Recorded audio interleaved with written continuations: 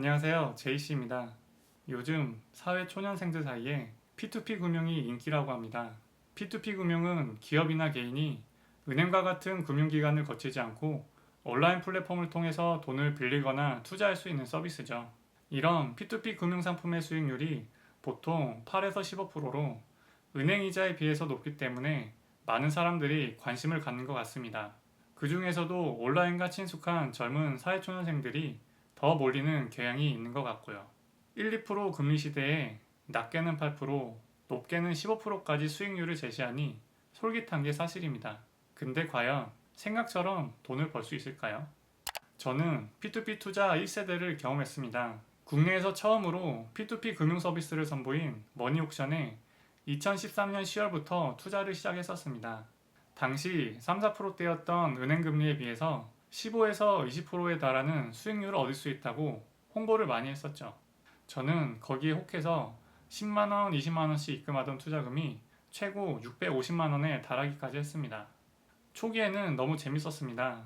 아직 실현은 되지 않았지만 사이트에서 계산해주는 높은 예상 수익률에 굉장히 만족스러웠었죠. 매달 꼬박꼬박 이자가 붙어서 입금되는 돈들을 보면 뿌듯하기도 했고요. 근데 시간이 지날수록 연체건이 하나 둘씩 늘어나기 시작했습니다. 대출을 신청할 때 쓰는 신청서에는 구구절절히 그럴듯한 사연이 있었었죠. 명문대 출신의 교사도 있었고 잘 되고 있는 사업체의 사장님도 있었고요. 지난 수차례 대출을 잘 갚아온 성실 대여자들도 있었습니다. 그런데 이와 상관없이 결국은 연체가 발생하기 시작했습니다.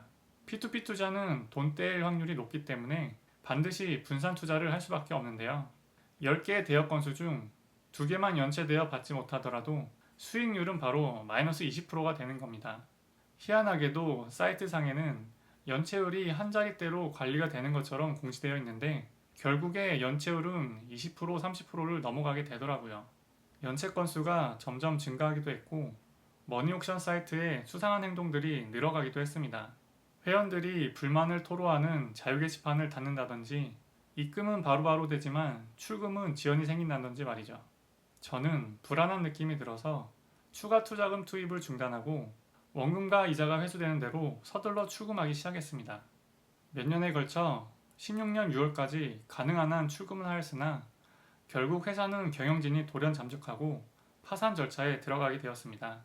얼마 뒤 사이트엔 법정 분쟁이 오가고 있다는 공지만 덩그러니 떠 있었고 시간이 지나고 보니 결국 사이트는 흔적을 찾을 수 없게 사라졌습니다. 당시 많게는 수억 원에서 수천만 원을 회수하지 못한 투자자들이 많았습니다.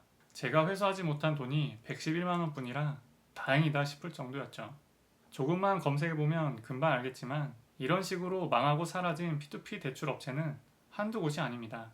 어마어마한 연체율로 문제가 되는 것도 많고요.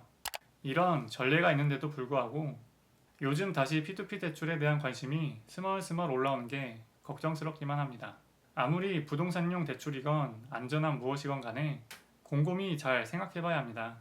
은행 대출을 받으면 높아야 10% 내로 돈을 빌릴 수 있을 텐데 왜 굳이 P2P 대출을 이용해서 돈을 빌리려는 걸까요?